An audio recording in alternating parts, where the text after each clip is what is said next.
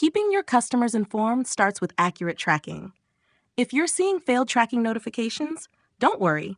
Ordoro makes it easy to find and fix these issues. Let's walk through the steps.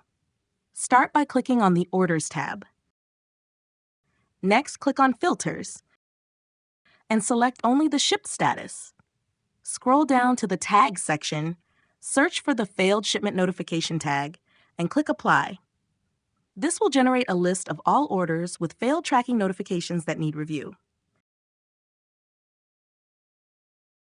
To investigate, click on an order from the list and scroll down to the Timeline section on the Order Details page.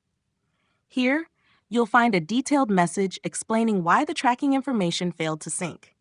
If you want to retry sending the tracking information, look for the option to Resend Tracking Notification on the order page. This may resolve the issue if the failure was temporary, such as a connection delay.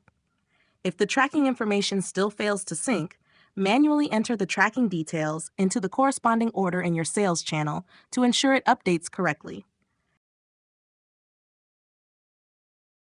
Regularly checking for failed shipment notifications ensures your tracking stays accurate and your customers stay happy. Stay proactive and keep everything running smoothly in Ordoro.